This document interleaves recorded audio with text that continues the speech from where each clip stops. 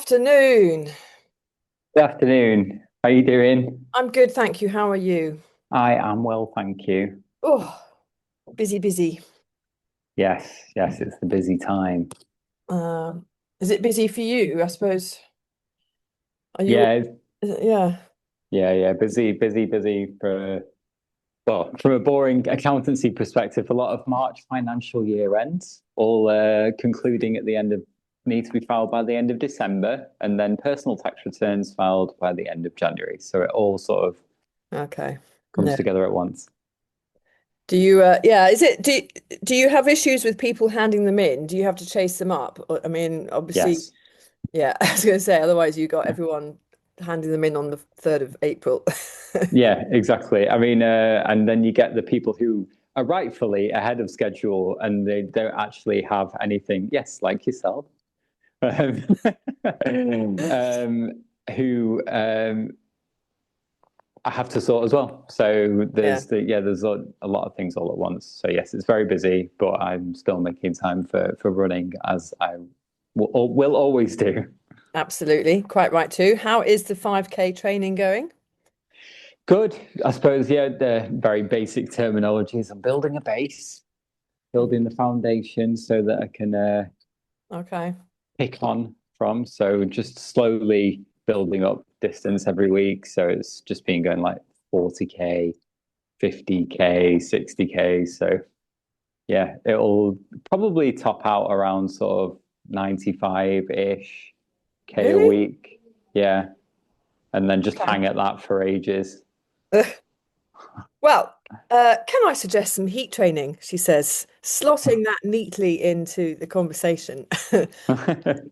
I can happily announce that we have got a new seasonal podcast sponsor, Woo!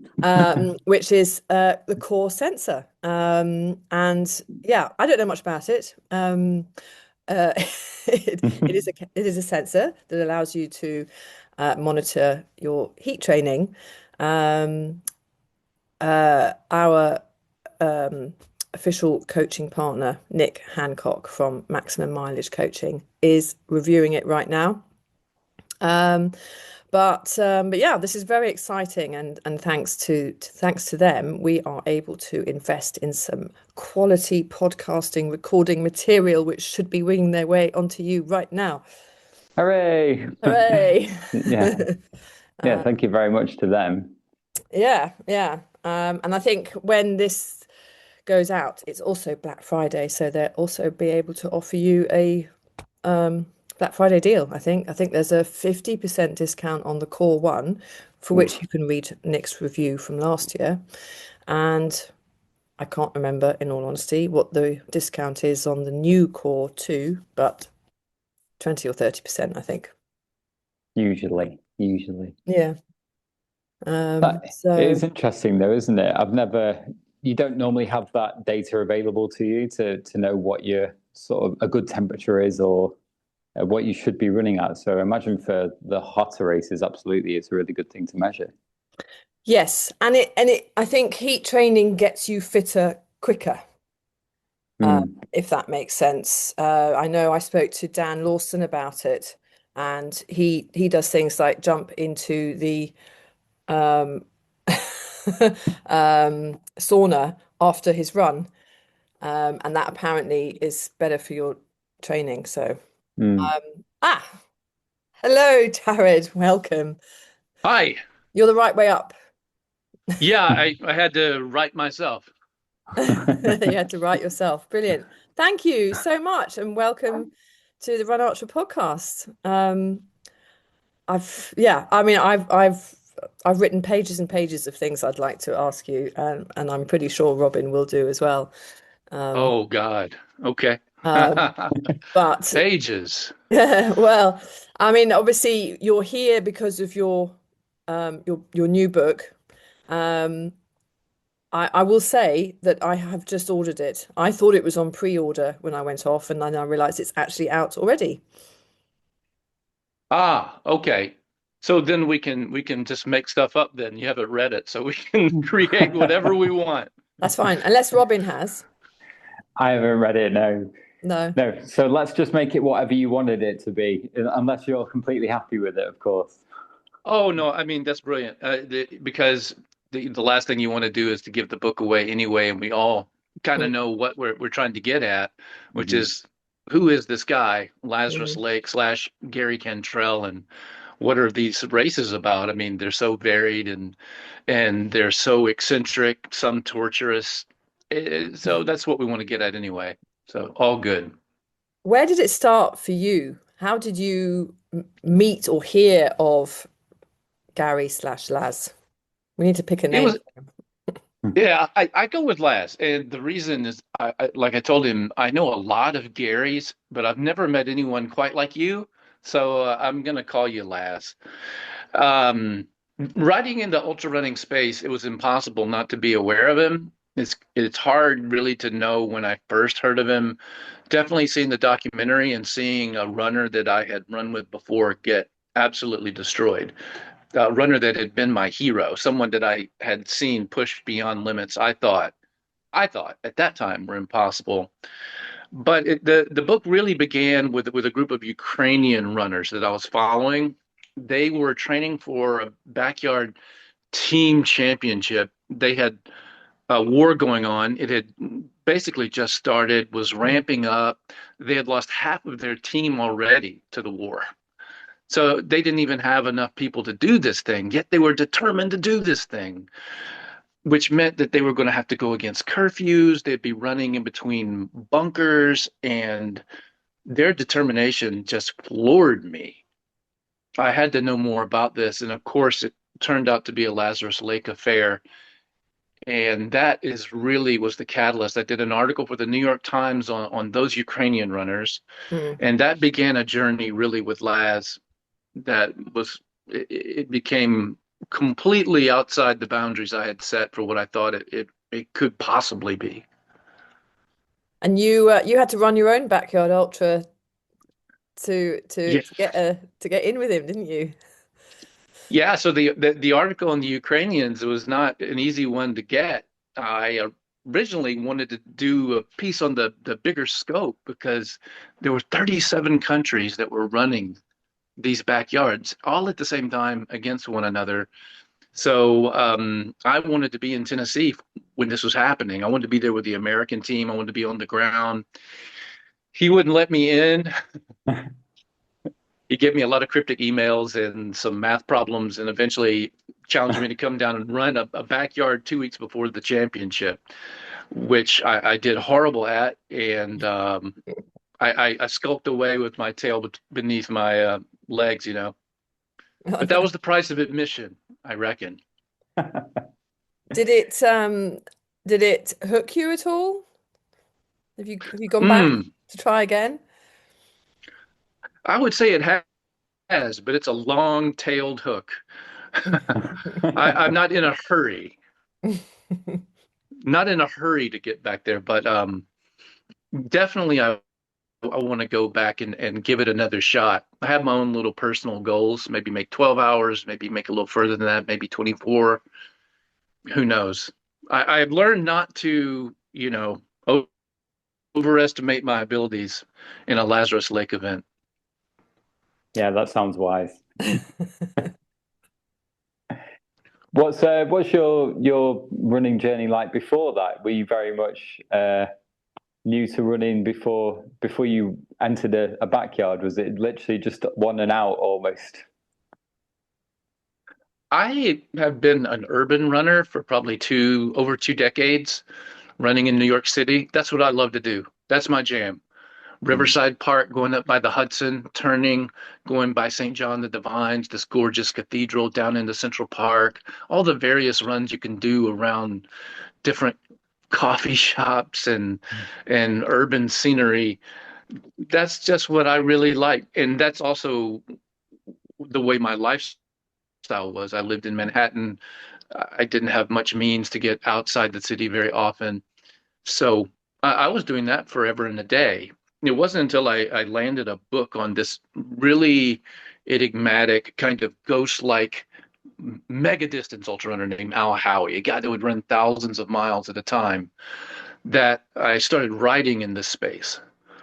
So I Mm. had been doing that for a few years when I came down to the backyard. But even then, I had no idea what I was stepping foot into. Yeah. Yeah. No, So hard to know. yeah.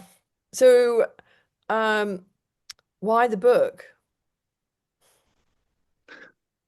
Why not? You know, I mean, what a challenge. What a challenge as a writer. Someone I kind of see myself as and I say this in the book to a lady when I was scared to death at that backyard when it was about to start. And I was beginning to get a sense of what I was in for. She said something or someone said something along the lines of, "Are you going to die on the course or are you going to quit in the chair? That's what it's all about." And I remember looking to this lady and saying, I'm a writer who runs. I'm not a runner who writes. Do you know what I Mm. mean? Yeah. I didn't think she quite got my drift, but yeah, I had no idea what I was getting in for. So the as a writer, looking at this space, I don't know if I'll always be in this space of ultra running. It's kind of just, I don't know, snowballed in a certain sense from the first book, then to doing journalism, then to this book. But when I got to Laz, I just, after the Ukrainian event, seeing what these people were doing, I was, I was convinced this was not about running. And that's what intrigued me. Mm, This really didn't have anything to do with running, except that running was a prerequisite. Mm. This was about all the other stuff in life, about how things are damn impossible a lot of times, and the odds are stacked against you, and things are not fair. Things happen to you that just aren't fair. And what are you going to do about it? That's what I was seeing. That was the defiance that I saw in the Ukrainian runners that we are going to run this race. mm, No man in this country over here lobbing cruise missiles at us and throwing these drones our way is going to stop us from our dream. And that was something that I thought was relatable to the everyday person as well, because we all have our issues, whether it's healthcare or your finances or the political environment. Either way, you're probably confused, and the uncertainty in the mm. world today, these races were full of uncertainty. There is no finish line. Very true. Very true. Do you think it was that particular format that struck you with the Ukrainians in the environment they were in, or do you think had you seen a Ukrainian doing a 100-mile race, you would have got that same impact? No, no, it was definitely that race, and then interviewing them during this process. So they had lost half their team. Mm, The captain, who was the best backyard runner in Ukraine, couldn't be a part of it anymore. She couldn't run it. Her parents had been taken by the Russians. Her husband was having strokes and going through all kinds of nightmare situations with his health. Yet she was determined to be the captain of this team. If I can't run, I'm going to make sure that it happens. It was unbelievable to see that kind of determination. I'm not sure I would have seen that. I wouldn't have been exposed to that if it had just been a 100-mile race. mm, This was so unusual. They were going against curfew. They were in this park west of Kiev. Their tents were covered with camouflage tarp. Their clock had netting on it. There were no cowbells, no whistles, no blowhorns for them. They were whispering to one another, 1, 2, 3, start. amazing. Actually, that's yeah. I mean that would have been that's a massive hook in a way to for that to be your first sort of introduction. Um, that must have been a very, yeah, life-altering experience. Yeah, yeah. And then the fact that despite all of that was going on, he wouldn't give me a press pass. So on the other end of that coin was there was like in his mind was I already have a list of media people that are coming to Biggs. Mm. Just because you happen to land an article with the New York Times, I'm not going to take someone out of their slot and move you in. Hmm. So him not caring about that kind of thing, or about status, or about names of papers or publications, but keeping it really on this individual honor system was also really enticing, as far as my interest in Laz himself, when I was thinking there's a lot more going on to him personally that I'd really like to know. Hmm. It must have helped though, writing that article. He will have read it and he will have very much respected it. It sounds so powerful, that whole story. And from a race that he created as well, for it to be that important to people, as you say, not really about running in the end, more about determination and seeing things through in such horrendous conditions. So it surely him seeing that will have at least got your foot in the door. You just needed to nudge it a bit further.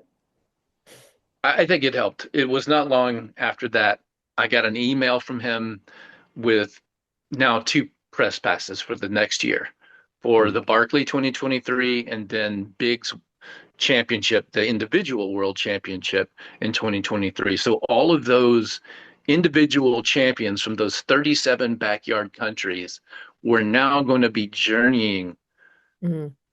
to the woods behind his house where he had, carved this trail out of the woods. It was a Field of Dreams story, that part of it.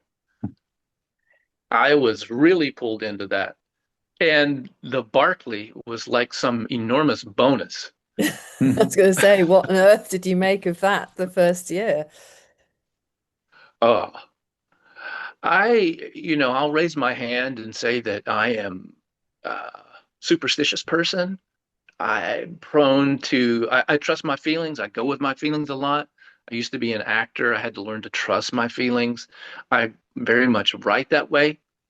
I'm totally okay with mixing tints and using narrative nonfiction elements if I feel that my gut tells me that this story, the story demands it. So for someone like me, arriving at a place like Frozen Head, I think it's impossible that you're not going to be severely taken aback by that Mm. place. It's horrible. It's worse than the documentary show.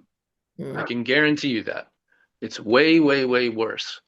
And it's haunted. Is It's it? absolutely haunted. Guaranteed. So I went in there and I took a tour with a tour guide in the prison there. Oh And yeah. that was really an experience. Going inside those bars, and it really has nothing to do with the race.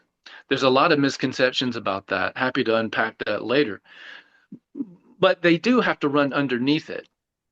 The hallucinations that they have underneath that prison are pretty brilliant from people that do not usually hallucinate, like Jared Campbell, John Kelly. Mm. So when I went in there to take this tour, I was, of course, like blown away by this scene that they have to run underneath this prison. It's all rusted. It's dying itself. The prison has been abandoned. It was a horrible place. If you ever read the book or saw the movie Silence of the Lambs, Mm. Yeah. that's where they were transferring Hannibal Lecter. Oh, no, really? Oh yeah. Oh, And God. so I'm going on this tour with a guard. We make it up to the cafeteria area, and there were these gorgeous murals. Now it's really dark in there, but you could see these enormous murals along the walls. I was looking at those and really digging them, getting into them. There was one of a very beautiful lady in a white dress leaning against a tree, looking off at a mansion. I'm like, wow, a prisoner would paint that. I noticed that the guard, the guy who was giving us the tour, was all the way back by the entrance, and he was not looking well.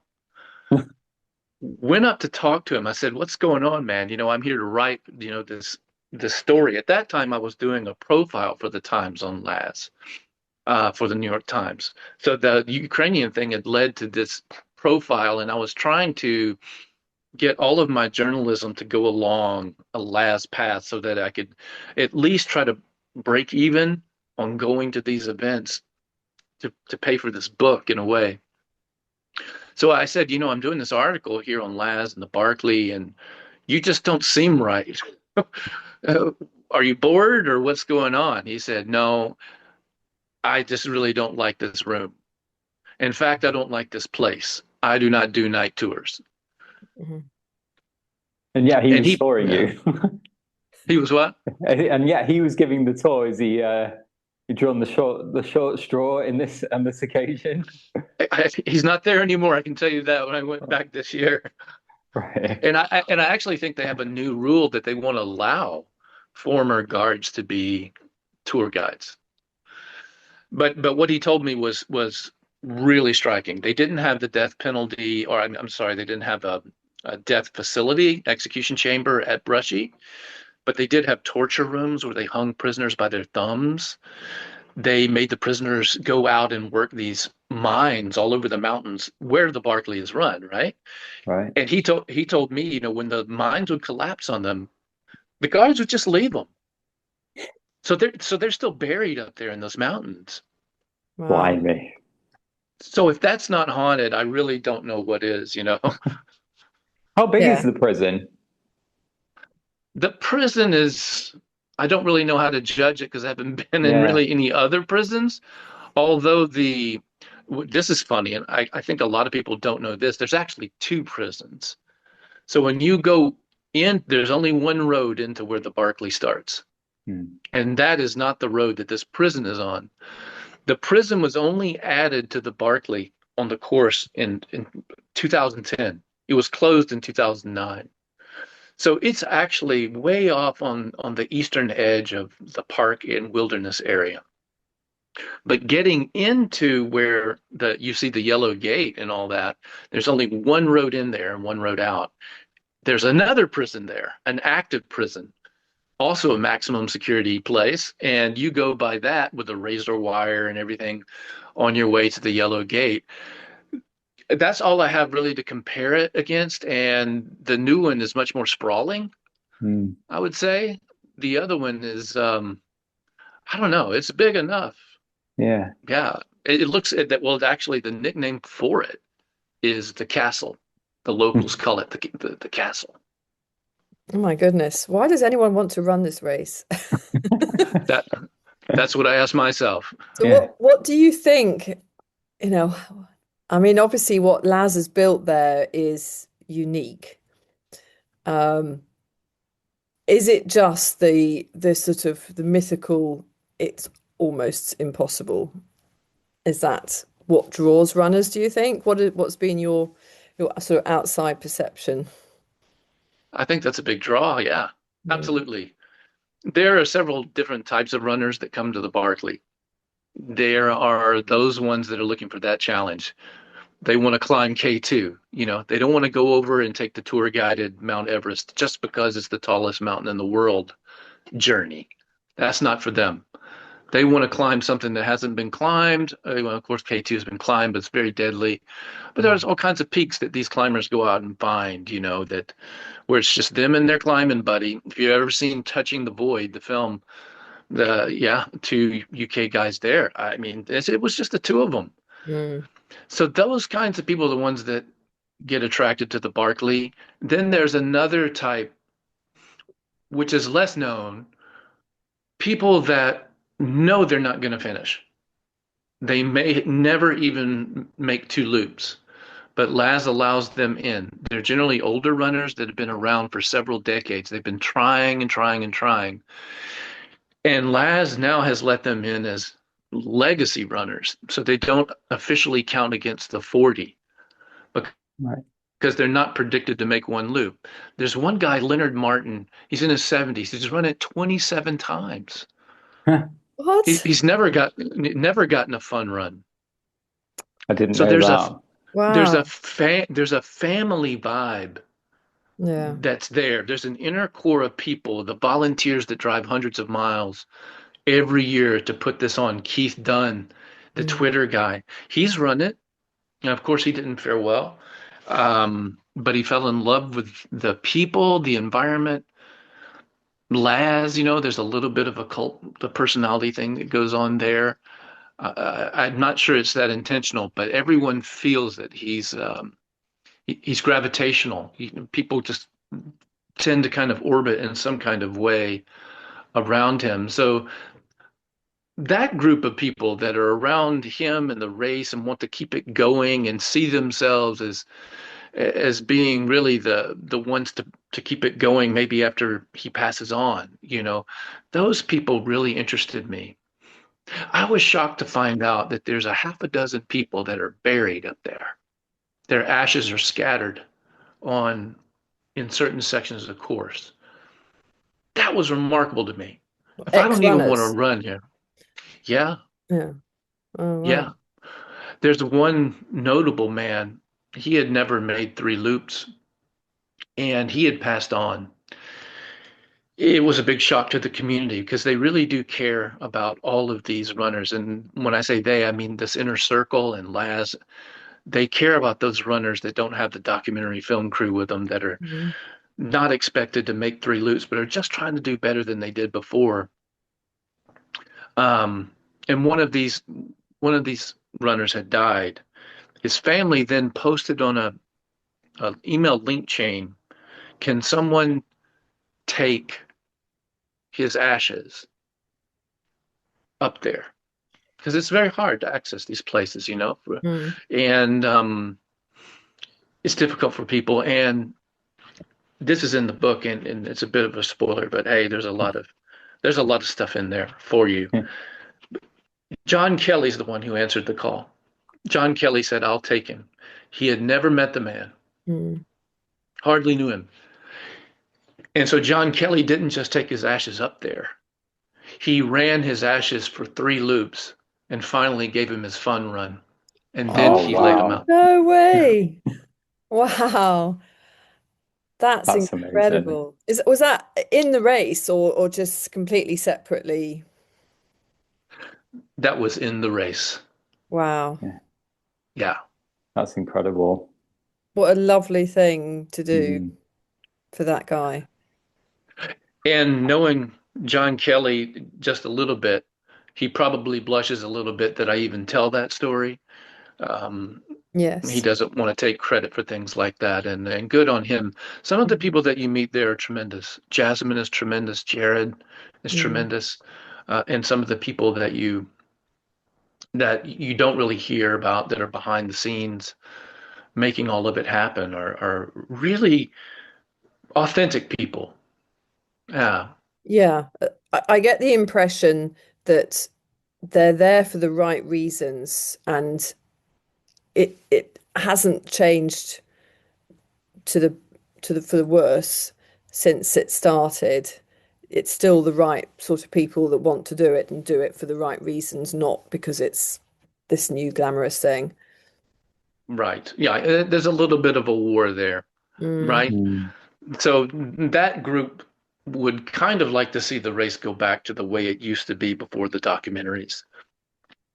yeah. They're low key. They don't really take to people that are trying to push a narrative, their own personal narrative on the race. Um, yeah, and the interesting part about that, I would say, is Laz. Mm, He is so adaptive to change. He has gone with it. It's because of the documentaries that he's been able to get the kind of success with his other races. I thought that I heard you mention HOTS when we were coming on. Before I righted myself for our listeners, I was no heat training. horizontal.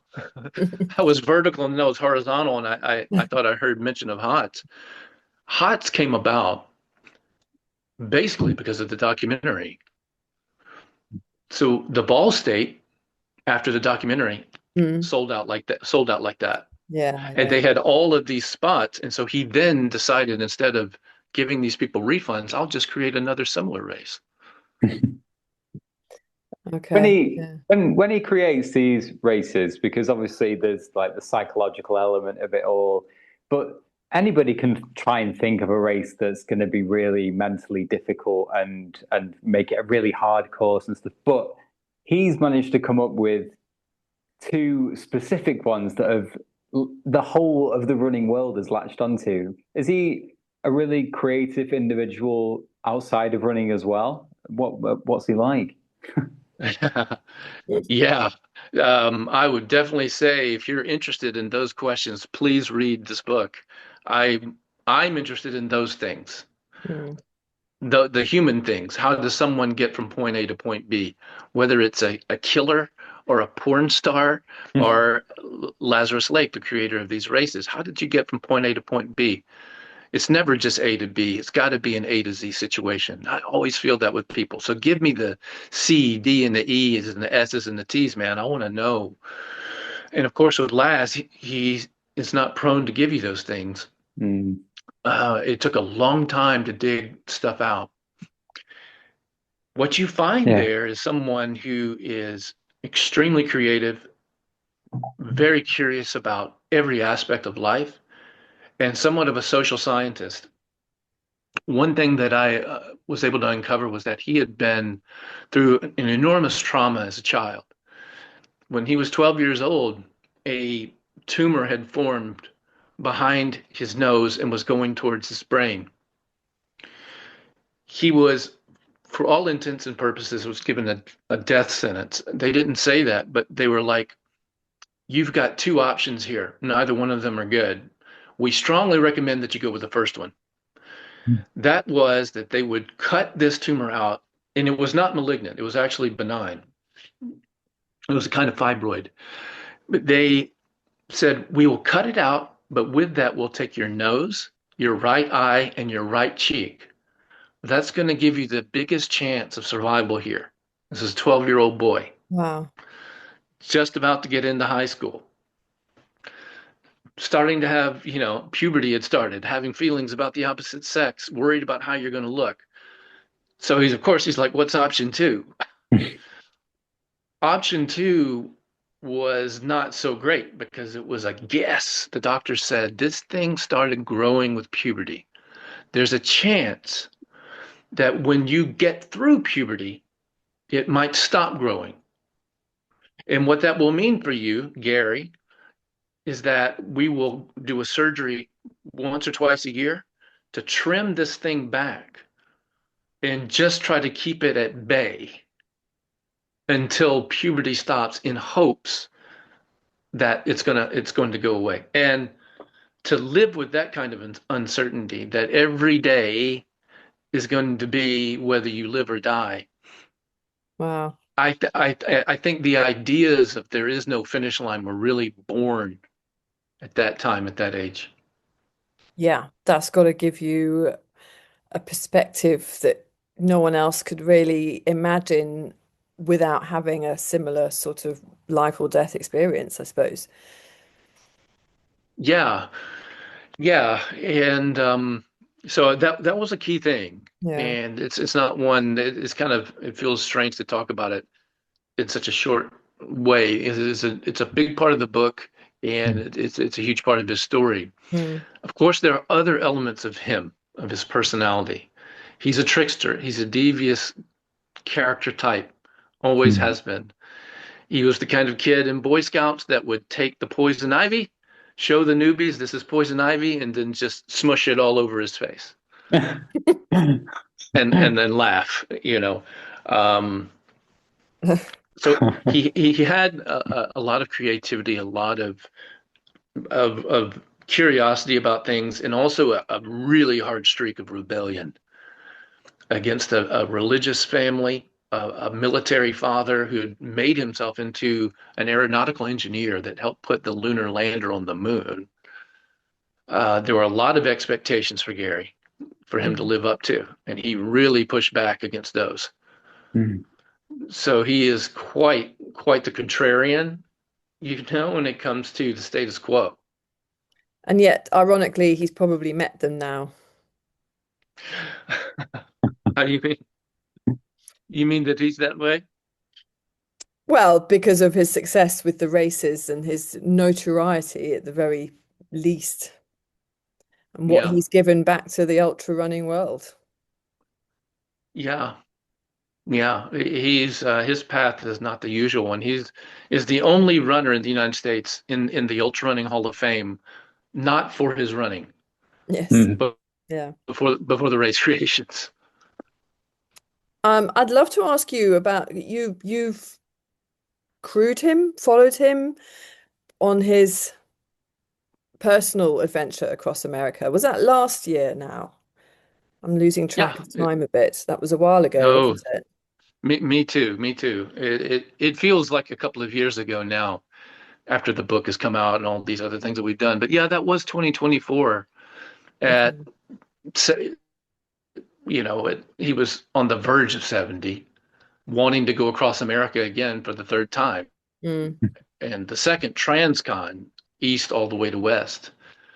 He had huge health issues going on, and yeah, our kind of relationship with the book just, I don't know, it just kept festering in a good way to where he asked me to if I would crew for him, and I was more than happy to yeah. do that. So I spent 10 days on the road with him, watching him go through his own private Barkley every day, pushing himself to his absolute limit.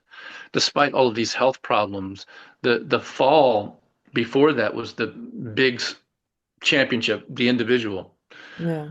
Right before that, the doctors told him that he had a 90% blockage in his carotid artery. He told them, "You're not touching me till after Biggs." And so he had that stent put in. If you followed him on Facebook, you would have seen these frightening pictures of Laz with no beard laying in a hospital bed, Well, looking like one of those old bandits in a Western that had been shot and laid out on a plank, on display. He he looked horrible. Then to be on the road with him where he's pushing himself 10 hours a day, drinking this 16-ounce caffeinated drink called a Bang. It's 300 milligrams of caffeine in this thing. It's like rocket fuel. Why is he drinking this? Because he has another blockage in his femoral artery in his left leg. That if he doesn't walk every day, like 3 or 4 hours a day, get blood into that leg, mm, then they would have to amputate it. right. I, I Wow. had I had felt early on that there was something of an Ahab quality to Laz, but then when I got the info about his leg, I'm like, this is just spot on. He's literally walking on a peg leg. So he takes this caffeinated drink. The reason he does it is to dilate those capillaries, dilate the capillaries in his leg. So when he starts walking, he can pump blood and get blood into them. There's Wow, a there's method to the just so much, madness. isn't there? Yeah, there's just so many things that you just wouldn't Mm, register with mm, someone that go on. But actually, the more you hear about him, the more everything makes sense. Or at least it feels like that to me. Like it really sort of rounds off the person who's leading all of these incredible races. I like all the added depth. I love it. I can't wait to read the book. I'll send it to you after I should get it tomorrow. Yeah. Okay. Great. Oh, that's interesting. Do you think did you go to the Barclays this year? I did. What was it any different with him not sort of officially directing the race? Well, I have to raise my hand again and then refer back to me saying that I'm the kind of superstitious type and the one that's really trying to find out what's going on always, and maybe just reading people and being very sensitive to situations. I'm that kind of person. So for me, it was very different. Okay. It was Mm. very different for me to not have Laz giving the speech that is given out before the Barkley, where all of the names of all the past Barkers, as they call them, Barkers, who've passed on. Not him not giving that, him not blowing the conch shell, him not being the one there to call out the times, and just Mm, being kind of a figurehead. It was very bizarre to me. yeah. He's very much a part of the planning of it and the course ideas. Mm, But yeah, Biggs is another story. The backyard ultra, I think, jumps the gate and transcends him. The Barkley, I feel personally, is just Yeah, linked to him in such a depth that you can't extract one from the other. that makes sense. I can see that. Yeah, Mm. I can see, yeah, not being the same again. And in a way, is that perhaps a a better legacy for him that it was what it was when he ran it? Um, Um, I don't know. I don't think that he wants that. I No. don't think that's his nature to think of things in terms of legacy. I think it's out of his control, and Mm, that's also hard for him because he wants to be able to control his races. If you watched him blow up about the rules, at his races, you know that he cares about every little tiny detail and wants this creation to go off just the way that he sees it. yeah. So it's remarkable to me then that he even gave it away and that Mm, has given his other races away, except for the backyards, to let other people do the race directing is remarkable sign of someone who faces their own mortality without fear, but in a practicality that can try to take action to keep it going the best way that it is possible. mm, And also to try to give back, I think, to some of the volunteers that have been helping for so long, like Carl Laniak, who's doing the Barkley now. He's helped Laz for years with the Ball State. Yeah, and so he does like to give back, I feel. He gives back to the communities. When I was there I also went to the Barkley Fall Classic. If you don't know that one, boy, that's a gem too. Holy moly. The Barkley Fall Classic happens in September. It's your chance, your regular, really hardcore runner, maybe not a Barkley level runner, but a really good runner, to get a shot at one loop, at an approximation loop of the Barkley. You don't mm. have to do any orienteering, no off-course stuff. Despite that, there were 400 people this year, only 20 finished. Wow. It's really brutal because it's grown up. It's not like it is in winter. Yes. So Mm. all of the foliage is flushed out. You're running through kudzu and poison ivy and all kinds of other things. But what I was wanting to say was when I went down there to cover that, we all went to a football game, a middle school football game the night before the registration. Laz wanted us to go. We're there watching these, teenagers play football, and it was great fun. At halftime, they make an announcement. We want to say that Lazarus Lake is here. I was really curious why all this was happening that way. And it turns out that he gives $15,000 of what he makes from the Barkley Fall Classic to that middle school football team every year. Mm, So he does like to give back, whether it's to the volunteers or other parts of the community in his own way, usually connected to sports or animals. If it's a team that needs help, he's going to find the one that's not getting any help, not the flashy team, but the ones that are usually the small kids. Like when we were watching this middle school football game, the team that he's supporting, right, that's giving the money to every year, they were these tiny little kids. There was one guy on the other squad that was bigger than their whole team. he, he played running back, he played nose guard, he was the kicker, and he was just running all over them.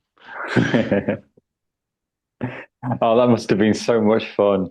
What a treat. I'd love to go do something like that. I love the picture of everyone running the Barkley Fall Classic and the fact that the everything's so overgrown that even if they happened to be one of the people who was selected to run the normal Barkley, they probably wouldn't recognize where they were anyway because it looks so drastically different. So even in that scenario, he's still not giving anything away. yeah. Oh, right, exactly, exactly. I stood at the foot of Rat Jaw. I was like, where is it? I, I couldn't see it. Laz, and has a lot of fun with that. It's Yeah. right there. It's easy to see. But I did watch this French runner come down this wall of kudzu.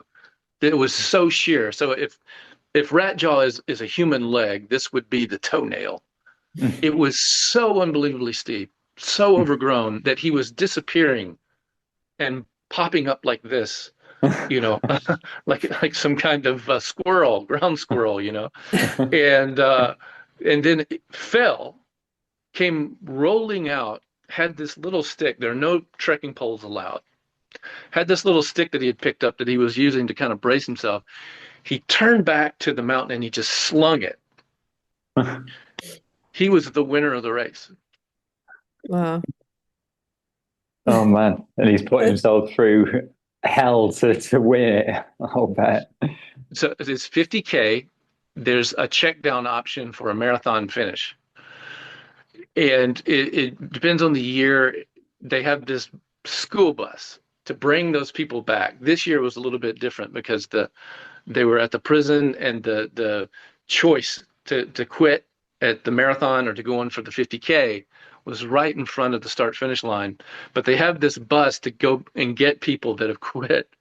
It's got this banner on the side of it that he's made up, and it's got his face on it, and it says the bus of disgrace. Oh, Brilliant.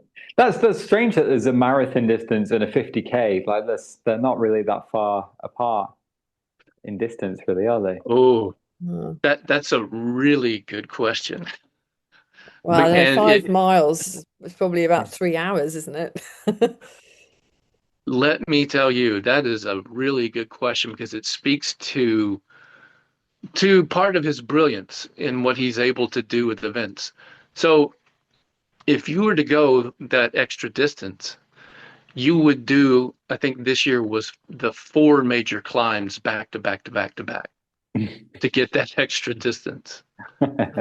It's no joke. There were really hardcore runners that didn't even think about taking that turn and going back up those mountains, going back up Rat Jaw or Testicle Spectacle, Meth Lab Hill, all of these names that Laz and his other volunteers and all the people that are having way too much fun with all of this for too long have come up with. Seeing these hardcore runners just not even look at it like, no, no, no, no, no.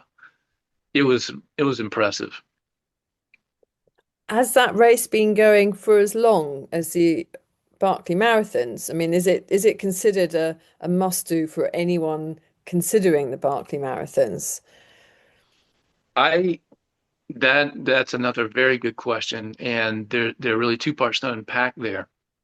I highly recommend that race for people that that are really good runners and like a strong adventure that have done at least the 100 miler. Yep, it's a 50K. I know. Have a 100 miler under your belt, and you want to know if the Barkley is for you or not. Do the Barkley Fall Classic. Mm. Highly recommend it. The other part of that question has a much more complex and I find personally a really interesting backstory. And that is the documentary was the first one, was our most of our introductions into this world. Came out in 2012. If you back up to late 2010, Laz only has the Barkley, the Strolling Gym, and the Vol State. The Strolling Gym, for those that don't know, it's a 41.2-mile race that Laz has been putting on since 1979. One of Mm. the longest continuous running ultramarathons in the world. So he had 3 races. None of them were making any money. And late in 2010, he's laid off from work. He's also, about a year before, learned that he'll never run again because of the blocked femoral artery that we were talking about earlier. He Right. could not run anymore. Couldn't run. It just wouldn't work. Mm. So what happens in 2011 is quite interesting. we see a marked change in him. He first off tries to go get other work. He's got his resume again. He's shaving again. He's cleaning up, trying to get a job. He even goes to a Fleet Feet running store and is turned down because they think he's going to scare the customers. And they admit to him, they say, we knew that this wasn't going to work, but we just wanted to meet you. And so he's unemployable basically in his late 50s. His wife says, why don't you're really good at creating these races. Why don't you turn them into something, into a business? Mm. That's when we see that very year that the backyard comes out. Not long after that, we have more journalists he's allowing into the Barkley.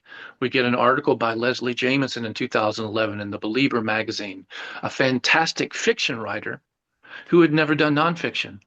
Now she teaches nonfiction at Columbia. It's quite interesting. The race had a big impact on her and her brother who was running it. She was crewing for him.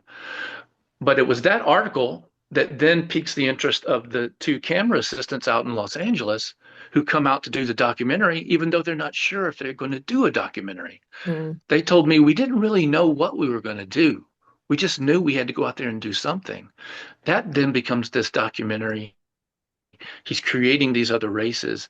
And most of what we know about Laz is post 2011. Yeah. All of these races that we talk about, the backyards with the Barkley. Can you imagine this? If you were to go back to 2005 and let's just put you at the Barkley, let's put you there by the gate. We're about to go. The conk's been blown. Some runners are starting to line up. Maybe you're there crewing another runner. And Laz goes, hey, anybody want to run the Barkley? And you go, wow, maybe I'll do that. And you do. And you run and make a loop. That has happened. And that was happening even in the early aughts. So Wow. he was not filling up the race. Mm. It was not the global phenomenon No. that it is now. Is he grateful of the publicity that the races get? Does he like the limelight that has sparked from all of the documentaries and stuff on Netflix, etc.? I do. Not for himself, I think, but for the races, for the opportunity to create more and to, of course, pay off his mortgage and to be able to give back. So he's such an idealist and a purist when it comes to these races. The backyards now, he loses an enormous amount of money in the backyards because he's pouring all of his cash into live streaming, having cameras there, trying to grow it. Mm. It's so difficult for a lot of these runners from smaller countries that win their national championship to get a visa, to get support from their company, to get the travel expenses paid for. Laz helps. For some of these runners, he waives the entrance fees. He tries to do everything that he can because he wants this thing to grow. Mm. I remember John Stocker when he won the UK, was it 2021, I think. Yeah, I think so. He tried to do a fundraiser to help him get out to the world champs at Bigs. Yeah. Yeah, so I know it's hard for a lot of people. And what about Sarah this year? Wasn't that brilliant? It was Oh, incredible. amazing. I mean, just the last yeah, I mean but both Sarahs. I mean, I don't know if you were aware of the 24-hour championships as well.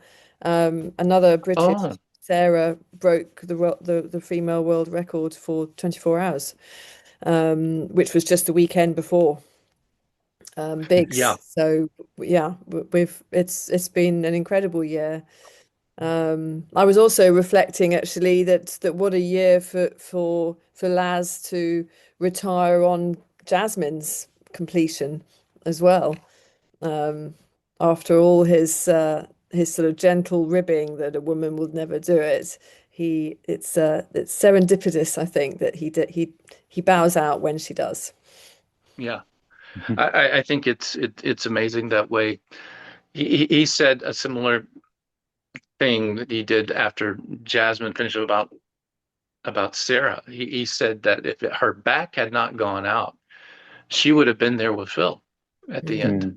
Yeah, He really was impressed with Sarah, yeah, as we all were if we were watching. It was just she just kept coming back. You would think that a live stream of a race where everybody is tied for the lead, it's going to last days. This is going to make some pretty boring viewing. Anybody that tunes in finds that is absolutely the opposite. It's Yeah. so, especially when if we get more coverage in the future where we can follow the runners on their loops, it would be great. But that 10 minutes before yes, the next loop is yeah, Yeah. yeah. You nothing better can in sport. you have to go away, do some work for 45 minutes, and then come back. Yeah. That's the trick, isn't it? Were you there, Jared, this year? No, I was there in spirit and I was glued to the screen. I really wanted to be there, but I had just been down with Laz for a few weeks when we launched the book. And if anyone who's made a living as a writer would know, you're just not rich. You're not going to be able to afford to go bouncing around the planet. I don't know how some of these runners do it, No. but I, Well, I had yeah. just gotten back. Quite a lot of the runners are just really accomplished people in their careers as well. It's incredible that they seem to hoover up the talent for everything, so they can afford to do these things. Quite a lot of them, I found. Yeah, Yeah. yeah, Well, yeah. Go ahead. after you've got like the Vol State and Hearts, as you say, the last annual Heart of the South race. These are the two sort of massively long races. What I read, you sort of plonked. Is it Hearts where you blindfolded and drop somewhere? You have to figure out where you are, Right. and then what do you think? How long have they been going, and what sort of drove the ideas for those? They're all so. I suppose before you answer that, everything is so apart from the backyard. They're all so navigationally focused. Do you think that's driven from his sort of father military background, sort of thing? Yeah. Yeah. So HOTS came about, I'm not sure on the date, but it's not, I would say it's around 2014 or 15. Um, but I know that it came about after the explosion in the number of entries for the Vol State. And in many ways, it's a copy of the Vol State with a lot of other little asterisks thrown in there. His son, Case, did tell me that Laz has long wanted to do a completely secret race. You have no idea what you're in for until it starts. So I think that allowed him, when he knew that he had this overflow from the Ball State, I'm going to do something similar, but hey, let's make it completely secret. Let's let them, park their cars over in like northwestern Georgia. We're going to put them on some buses and they have no idea where they're going. And it's only when we get to this city that we have predetermined, which can be in Missouri or Arkansas or whatever, and we drop them off. We all go to dinner, which they call the Last Supper, that we're actually going to tell them where they are and give them the route how to get back. It's pretty brilliant. As far as the orienteering aspects, there's not a lot to it when it comes to labs and HOTS.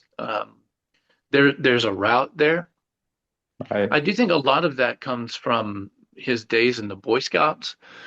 The Boy Scouts were a big part of his life. He was in the Boy Scouts from middle school all the way through high school, which in the United States they have something called the Explorers, which is Boy Scouts for older kids. And his father also was always, some of that does come from his father, from the idea that you need to discern the world around you, that is a valuable skill to have. You need to be able to, if you want to find arrowheads, the Native American artifacts, if you're interested in that kind of thing, then you need to be able to have an eye for worked flint. How does worked flint look, under the midday sun? What are those flecks of color, and how to spot that?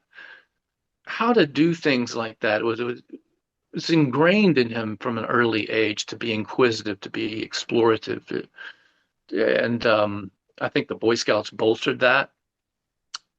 There's one thing I really want to add, because I think it's important, is that these races like Labs and Hots, and there's another one called Race for the Ages. If you don't know about that, I'd be glad to tell you about it.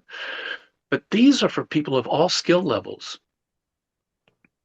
So I know it's a little bit of a pivot, but I feel that gets left out a lot, that we think of his races as being only for like the best of the best of the best or something. And that's just not the case. There are people that are road angels. If you know that, there are these people that live along the route of the Vol State. So for years they have seen these runners go by, these vagabond looking souls, once a year, and they put out food and water then the next year, and it becomes a yearly ritual. And they're called road angels. Some of them get so taken with it, they say, I want to do it. They're not even runners.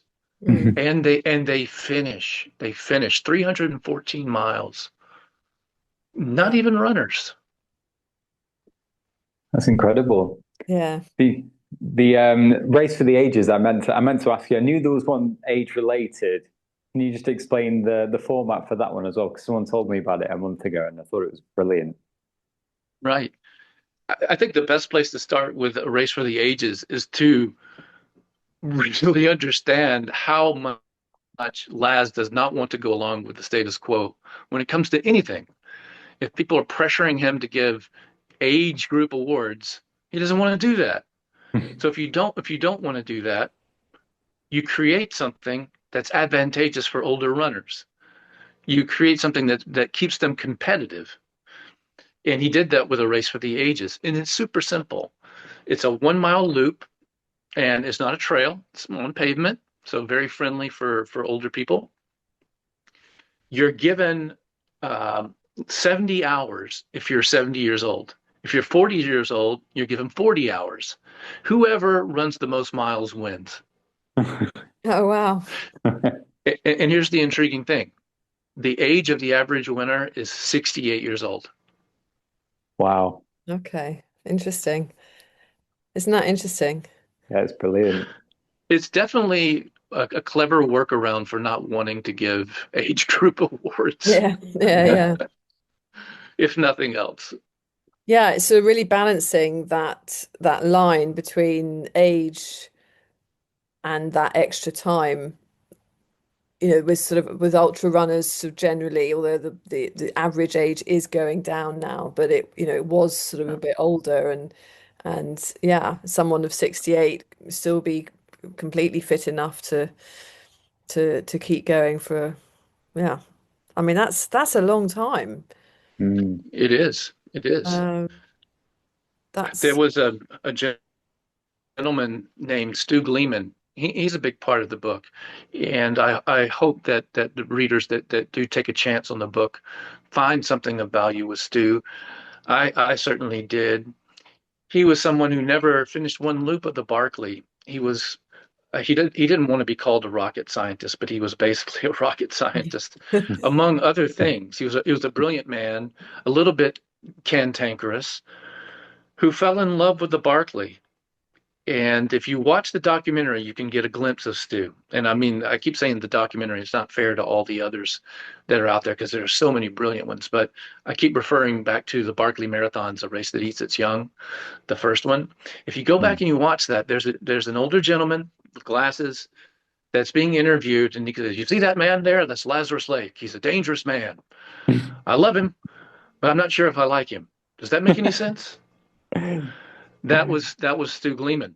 He was the first person to create the Barkley Fund. For those that don't know, it takes money to keep this thing going. Even as low key as the Barkley was, Mm. When you're only charging $1.60, they needed to have a way to have enough money to keep it going.